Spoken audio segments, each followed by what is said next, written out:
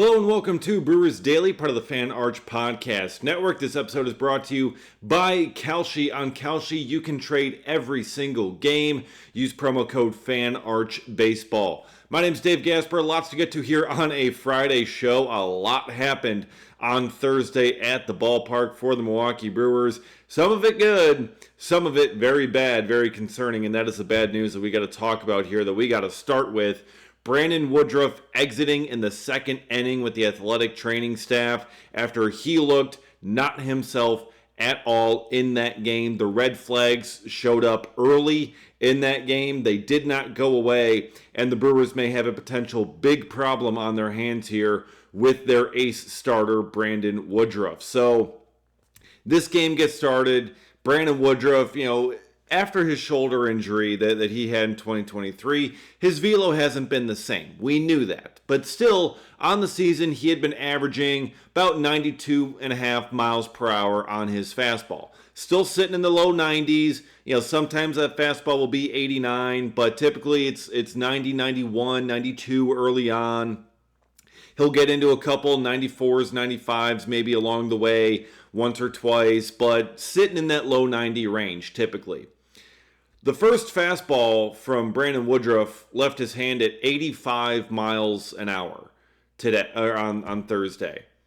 85 miles an hour. I look up on the board and I thought it was a misread or a mislabeled pitch. That was an off-speed pitch that he threw. It wasn't a fastball. But then he throws it again and it comes in 85 miles an hour, four-seam fastball. Throws a changeup at like 78. I'm watching him throw. I mean, that pitch is coming in 85. He did not look comfortable. He did not look like he was throwing full effort. The delivery did not look athletic. It did not look smooth. It looked rigid. It looked stiff. It looked unathletic. It did not look like Brandon Woodruff out there. It was a major red flag. Every single pitch, we're checking the video board, and that fastball velo was way down. And it was very concerning to all of us that noticed it. And I was wondering, is the bullpen going to start stirring? It seemed like some guys were stretching. No one started throwing. He walks the first batter on some completely horrible pitches, and it's like, this is not good. I don't know how long he's going to last. They may have to get him out of here right away. He ends up striking out two and making it through the first inning, facing just four batters. Somehow, he was able to get some strikeouts, just mixing fastball changeup at 85 and 78. And, then there's a long first inning, and, Brewers get him a couple of runs. And he goes back out there, still no one thrown in the bullpen, but that fastball velo, 84, 85, he didn't throw a pitch above 86 miles an hour. He even threw a fastball at 82 at one point during that inning. He gives up a base hit to Ildemaro Vargas, who is on an insane hitting streak, by the way, but that's beside the point. And then Pat Murphy, Chris Hook, and the athletic trainer head out there, and they're like, okay, dude, you are done. You've got nothing in the tank here. Something is wrong. And the Brewers had to pull him from the game. Grant Anderson finished the second inning. Shane Drowan, 4 heroic innings in relief to help kind of save the rest of that bullpen. But major concerns here with Brandon Woodruff. And then the weird part is that post-game, like there was no announcement of an injury for Woodruff. Pat Murphy does an in-game interview on Brewers TV, and he says he doesn't feel any pain, but his arm just felt kind of dead. Like he was reaching back and there was just nothing there. It was not coming out of the hand right. And the same thing came out post-game when we talked to Murph trying to get an update. And he said he doesn't feel like he's injured, but the ball just wasn't coming out. Felt kind of like a dead arm kind of thing. And just couldn't get revved up. Just couldn't be able to get the velo up there. William Contreras also talking post-game. He said typically, Contreras said that he felt something was wrong in the bullpen when they were finishing warming up. Typically, last two pitches that he throws, he kind of lets it loose a little bit more, has a little bit more oomph behind that fastball. But there wasn't as much there today, so Contreras kind of figured something was up. That was a little bit down. And sure enough, it stayed down the rest of the way. So Pat Murphy did not commit to an IL placement. I would be 100%. I mean, very very sure that this is going to be an IL placement. I don't see how you can just give him an extra day or two. He lost 7 miles an hour on his fastball. He averaged 92 and a half on the season coming into today, and he was throwing 85. That is a major red flag, alarms going off everywhere.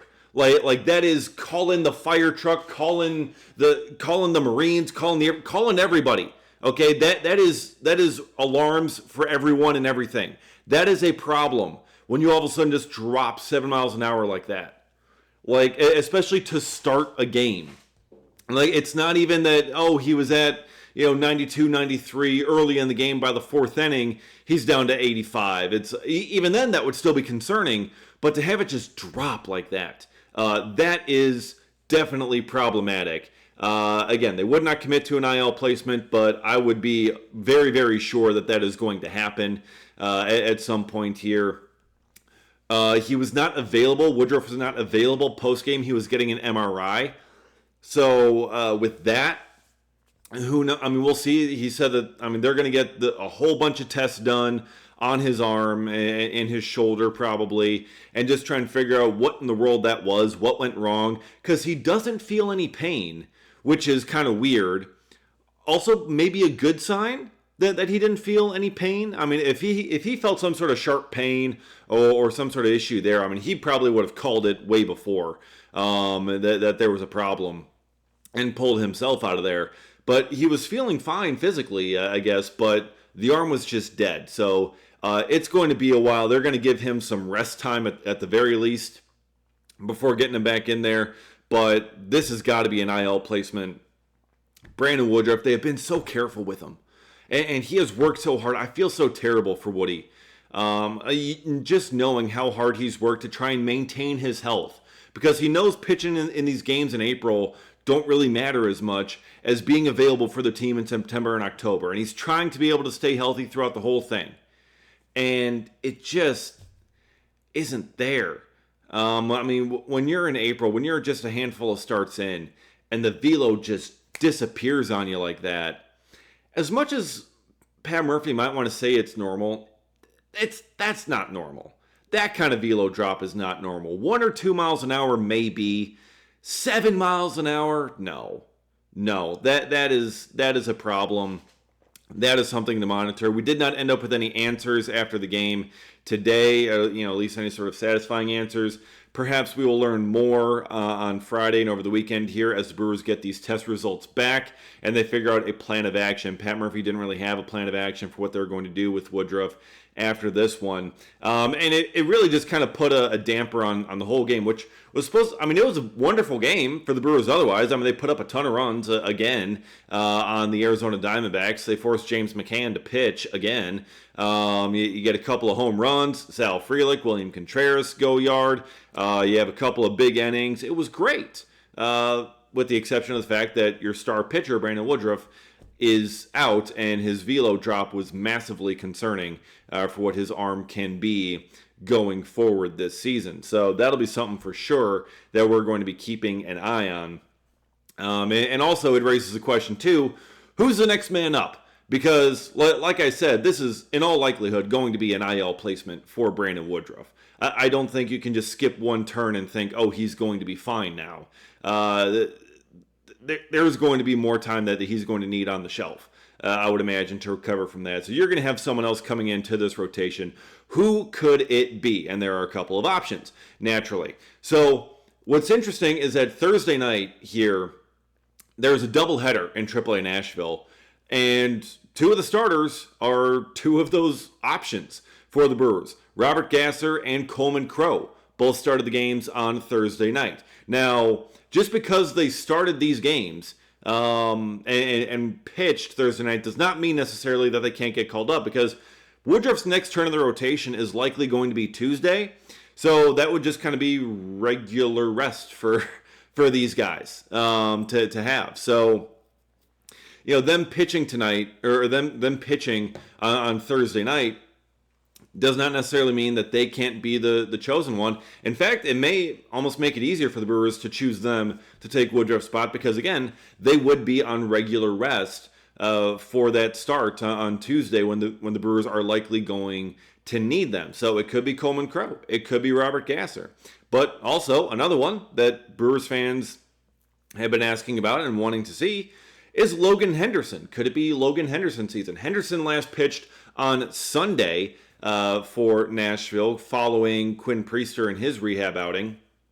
Quinn Priester has another rehab outing scheduled tonight, by the way, for Nashville. So it could be Logan Henderson. Henderson, I think he would make a ton of sense. I mean, just with the numbers that he has put up this season, he has been really, really good for AAA Nashville, and I'd like to see him get some of those opportunities as well. Now, when it comes to Henderson, also, as things currently stand down there in AAA Nashville, once these game notes load here for me, is that Henderson is scheduled to pitch Sunday again for Nashville. Now, again, that can change. That is certainly going to be very, very flexible. But Henderson started last Sunday, slated to start again this Sunday for Nashville, but that can change. Very much so. So that is a possibility that they could just push him 2 days there and have him start again on Tuesday for the Milwaukee Brewers. So that's something to keep an eye on because Henderson has a 1.02 ERA down there in Nashville. I mean, he's been phenomenal. So I think he would make a ton of sense for the Brewers to go with. But really, they can't go wrong with any of those options. Whether it's Henderson, whether it's Crowe, whether it's Robert Gasser, I don't think they could go wrong in either direction. I think all three were certainly deserving. Coleman Crowe had a really good debut. I think he's deserving of more opportunities. So we shall see what they end up doing. But it's in all likelihood going to be one of those three guys. The Brewers don't have an open 40-man roster spot right now. They could create one, but I think with those three other options there for that rotation, we're more likely to see them.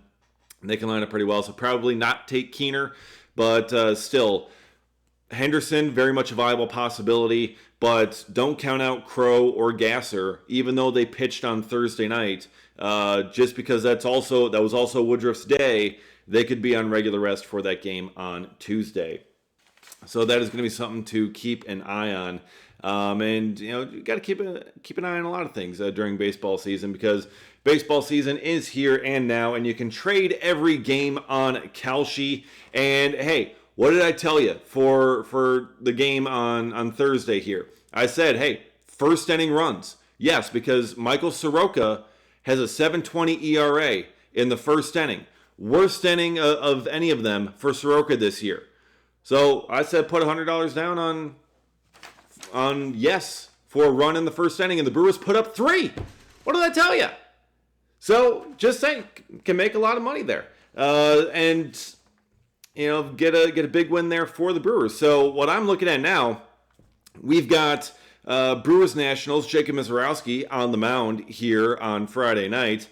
Jacob Misiorowski, his last 2 starts, has 9 strikeouts in each of those last 2. Right now, Jacob Misiorowski at 9+ strikeouts on Kalshi. That's at about a 28% chance to make that happen, and meaning a $100 trade pays out $342 if Jacob Misiorowski strikes out 9 Nationals here tonight. So that is a very exciting opportunity. On Kalshi, you're trading against peers in a live market, meaning there's no house, and as the probability changes, you can buy in and out of your position. For a limited time, download the Kalshi app and use code FANARCHBASEBALL to get $10 when you trade 10, Kalshi, Kalshi, trade on anything.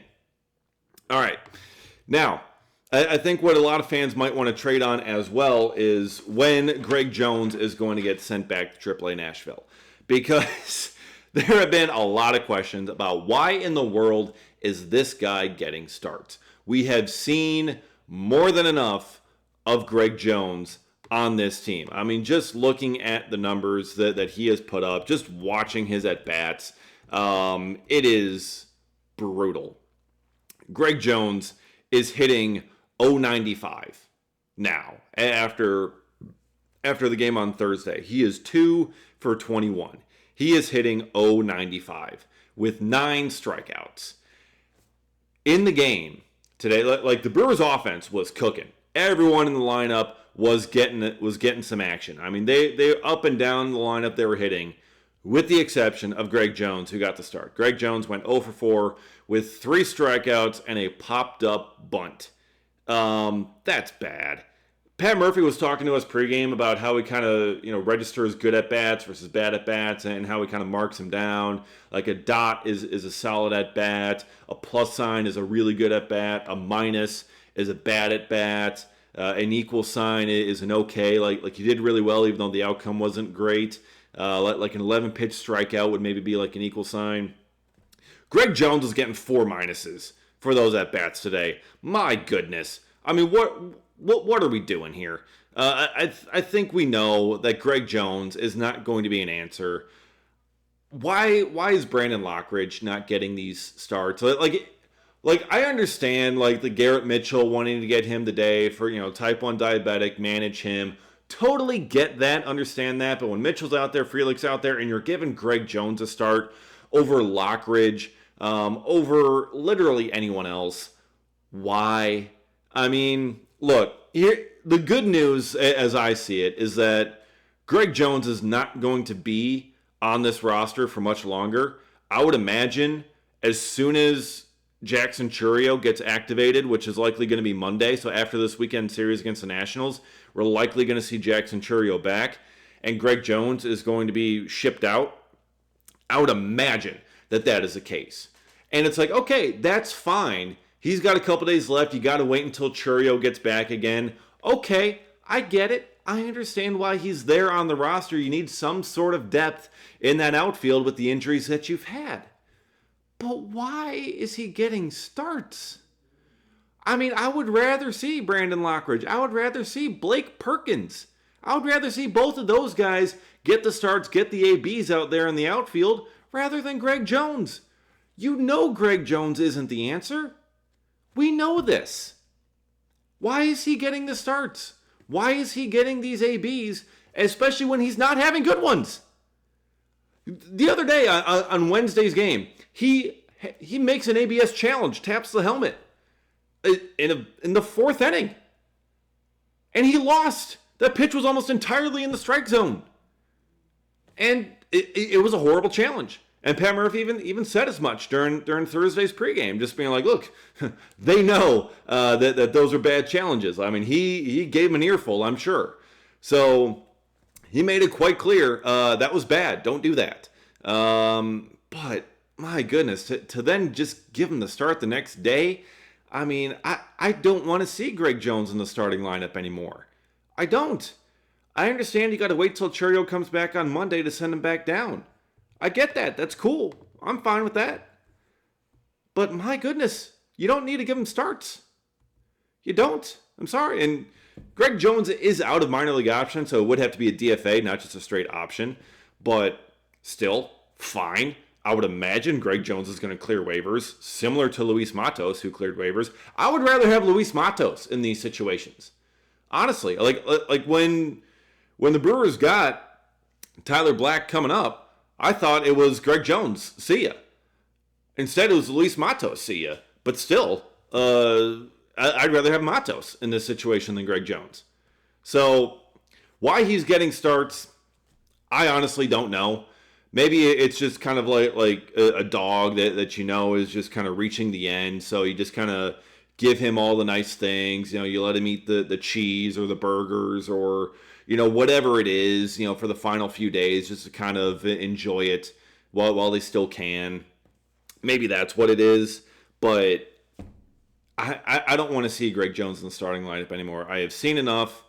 It's been 21 at-bats, but I've seen enough. These are not good at-bats. There hasn't been anything that he's really added in his limited time. Typically, there's at least something for those role player guys, but there's been nothing. So I'm over it. All right, looking ahead here to the Nationals series that the Brewers have coming up. Need to get revenge. Brewers got swept by the Nationals last time out against them at American Family Field. That was a struggle. So you got to get some revenge this time. You got Jacob Misiorowski on the mound tonight. Jake Irvin on the mound for the Nationals. Brewers then have Kyle Harrison and Chad Patrick to round out the series. And the Nationals have Foster Griffin and Zach Littell. So should be a fun series. Should be a very exciting series. And hopefully the Brewers can at least get some wins here. Maybe do it on the Nationals turf. So they're going to have to keep on going and try and keep pace in this NL Central because every team's above 500 and the Brewers are in last place. They're 3.5 back, so they're still trying to keep pace in this division, and they're going to have to do it here and keep going because it doesn't look like anyone else in this division is going to be slowing down. So very important series coming up to start this road trip, and then then after the Nationals, the St. Louis Cardinals are coming up after that. Another very important series as well, and hopefully for that one you'll see Andrew Vaughn and Jackson Chourio back, and that's when we will return here on Brewers Daily on Monday when that series gets going against the Nationals, and we'll talk about everything that happened, or against Cardinals. We'll talk about everything that happened against the Nationals, so be sure to subscribe to Brewers Daily, get notified every single time a new episode drops. Follow me on Twitter at dgasper24. Appreciate all of you watching and listening, and we'll see you again next time for another episode of Brewers Daily.